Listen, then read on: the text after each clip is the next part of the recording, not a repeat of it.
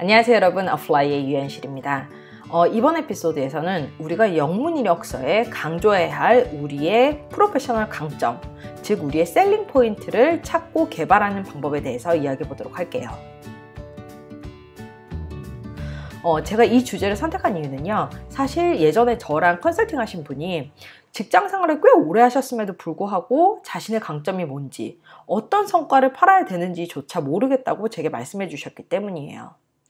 많은 분들이 맡은 일을 열심히 잘하면 누군가는 나의 성과를 알아주겠지, 누군가는 나의 강점을 알아주겠지 라고 생각을 하시는데요. 사실 그렇지 않아요. 내가 하는 일에 의미를 부여하고, 그리고 그 일이 고객과 조직에게 어떤 영향을 미치는지를 잘 설득하지 못한다면 사실 많은 사람들은 내가 하는 일도 나의 강점도 그렇게 가치 있게 생각하지 않아요. 잔인한 말이지만. 그렇기 때문에 만약 내 강점이 뭔지 정말 몰라서 남을 설득할 수조차 없다면 제가 이 소개시켜드리는 방법으로 생각을 해보신 다음에 꼭 적어두시기 바랄게요. 머리에 있는 것과 적는 것은 굉장히 다르거든요. 그렇기 때문에 한번 적어두시고 생각해 보시기 바랄게요. 첫 번째 단계는 내가 큰 노력을 들이지 않고도 술술 쉽게 잘하는 일이 뭔지를 한번 생각해 보시는 거예요.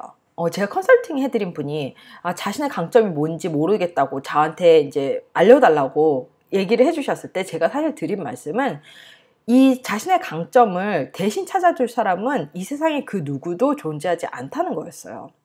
왜냐면은 같은 일을 하더라도 재미를 느끼는 포인트나 쉽다고 느끼는 포인트가 완전히 다를 수 있기 때문이에요. 그건 자기 자신만 아는 거잖아요. 그렇죠?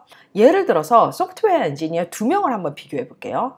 첫 번째 분은 정말 프로그래밍이 쉽고 잘 배울 수 있어서 술렁술렁 뭐 이렇게 프로덕트를 잘 만들 수 있는 분이에요. 그리고 그거를 굉장히 힘들어 하거나 그렇게 막 너무 머리를 쥐어뜯거나 그러지 않는 분이에요. 근데 두 번째 분은 프로그래밍은 다른 엔지니어에 비해서 뭐 특별하게 잘하는 건 아니지만 이 자기가 만드는 이 프로덕트가 고객과 비즈니스와 어떻게 잘 연결되는지 그 연관성을 빠르게 캐치할 수 있는 분이에요. 이 두 명의 경우 강점이 완전히 달라요. 첫 번째 분 같은 경우에는 내가 테크니컬하게 어떻게 프로덕트를 잘 만들어낼 수 있는지를 파셔야 되는 거고, 두 번째 분 같은 경우는 내가 다른 사람들과 어떻게 비즈니스적인 면을 고려를 해서 이걸 프로덕트에 집어넣을 수 있는지 그 능력을 파셔야 되는 거예요. 그쵸? 그렇기 때문에 내가 어떤 것을 빠르게 배우고 재미를 느끼고 쉽게 술술 해낼 수 있는 게 무엇인지를 우선 제일 먼저 생각해 보셔야 돼요. 그리고 두 번째는 내가 정말로 싫어하는 일이 뭔지, 그래서 내가 그 대안으로 뭘 했는지를 한번 생각해 보시는 거예요. 많은 성공하신 분들이 컴포트 존을 벗어나야 된다, 늘 새로운 것을 시도하고 배워야 된다 라고 말씀을 하신대요. 저도 개인적으로는 여기에 굉장히 동의하는 편이에요. 근데 사실 사람의 성향은 어느 정도는 타고나는 게 있는 것 같아요. 그렇기 때문에 자신이 뭘 좋아하는지, 뭘 더 잘하는지를 깊게 알려면 뭘 극도로 싫어하는지를 생각해 보시기 바랄게요. 그래서 그 대안으로 내가 어떤 일을 했는가를 한번 생각해 보시는 거예요.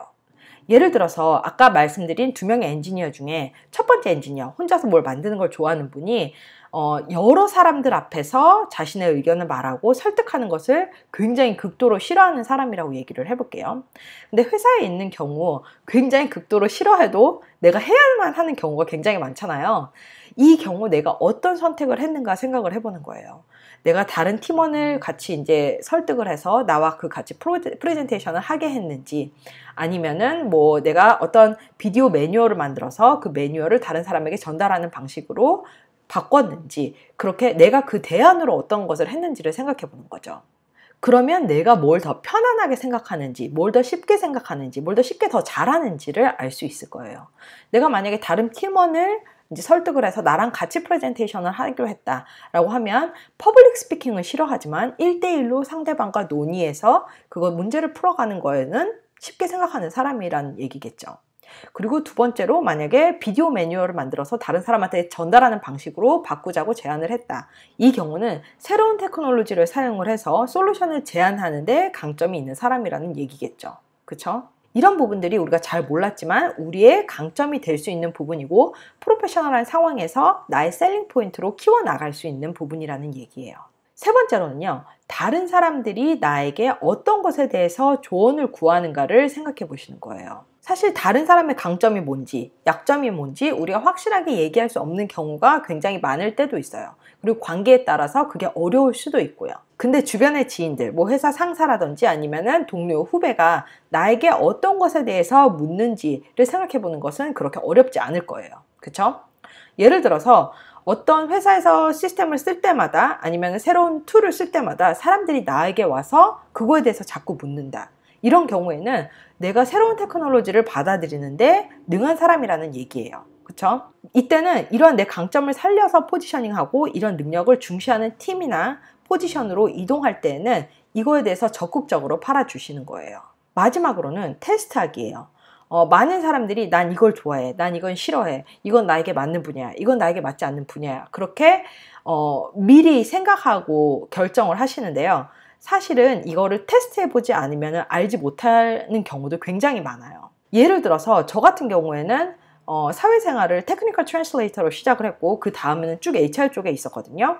그렇기 때문에 저는 예전에는 뭐 비즈니스 파트너십이라든지 아니면 세일즈 이런 분야가 저랑 아예 맞지 않는 분야라고 그냥 무조건 속단을 했어요. 너무 나는 세일즈한 사람이 아니야. 나는 그런 것을 하는 것을 좋아하는 사람이 아니야 라고 생각을 했었는데요. 제가 사업을 시작하고 정말 비즈니스 파트너들을 구하고 초기 사용자들을 구하고 이렇게 세일즈를 해야 되는 상황이 왔을 때 너무 어렵고 서투르고 힘들었지만 그걸 하나씩 배워나가는 게 은근히 너무 재밌는 거예요. 그리고 여기에서 하나씩 개발해 나가는 저를 보는 것도 저는 굉장히 재밌다고 생각을 했어요. 그래서 제가 나중에 다시 뭐 사회생활을 하게 된다면 이 뭐 세일즈라든지 아니면은 코퍼레이트 파트너십 같은 분야도 저에게서는 좋은 옵션이 될 거라고 저는 생각을 해요. 여러분들은 새로운 강점을 개발해 나가기 위해 어떤 방법을 쓰셨나요? 댓글을 통해서 저와 알려주시기 바라겠습니다.